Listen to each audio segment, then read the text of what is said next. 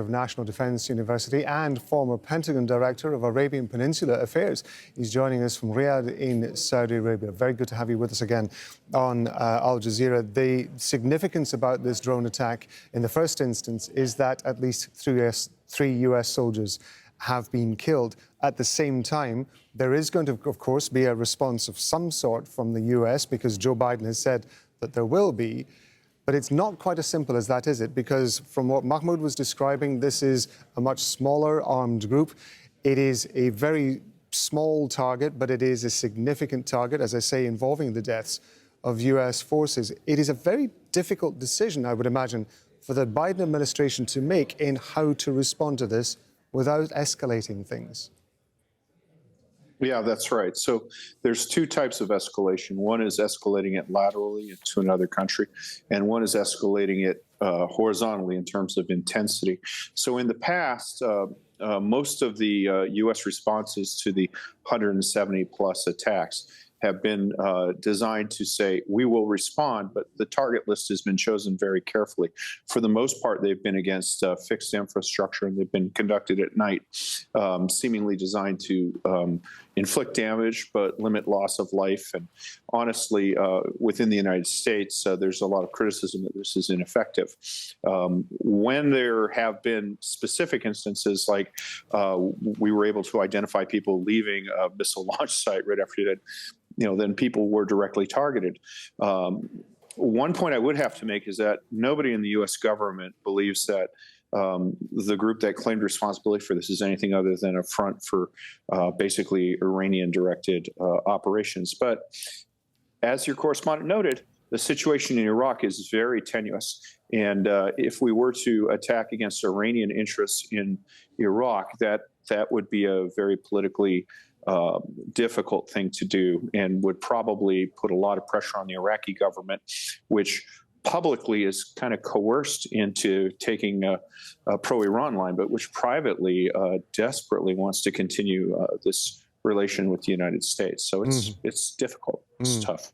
I want to ask you about the wider picture that the US is facing now. We know, of course, that it's taking part in the attacks on Houthi rebels in Yemen. We also know it's supporting Israel in the war on Gaza. It's also, of course, having to defend its own troops elsewhere. We've seen it carrying out some attacks in Syria, responding to attacks that have been happening in Iraq. Do you think that we're getting to the point where the US is having to rethink its strategy as far as the Middle East is concerned and perhaps start redeploying on a more permanent basis troops and material, possibly some sort of flotillas or carrier groups, to have a more permanent presence? That's a good question. I don't think that's in the cards. I think that for example, you mentioned U.S. attacks on Houthi infrastructure. That's generally been very, very narrowly targeted at missile launchers, radar facilities. We haven't seen attacks against command and control. I think the argument is not that we should return in a big way, but rather that instead of adopting these sort of extremely proportionate attacks only against specifically identified military capabilities, we should either go directly after command and control or go directly after as the Israelis do, go after the Iranian advisors and facilitators of these various networks, if not the directors of these various networks. So that's the argument in the United States, and it's a fraught one. There is, as we were discussing, going to be a lot depending on how the US responds to this, because one would imagine that if the response is not just judged to be strong enough, there is always the risk, of course, that other groups elsewhere in the region are going to be emboldened, are going to start taking similar action, and that, of course, could again lead to the escalation that people are so concerned about. How is it that the US might be able to contain this, do you think? You put your finger right on it. This is the challenge.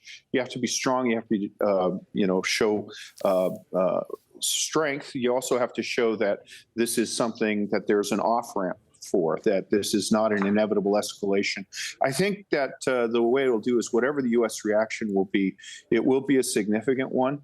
And I don't think it will be directed solely against proxies. I think that there will be something higher up the hierarchy of Iranian interests destroyed, but I think it will be accompanied by messages passed saying this can end here if you want it to. If you want to continue doing this, we're going to hit something that's very, very significant to you. So it's a calculus that is very hard to get right, and it's fraught with danger.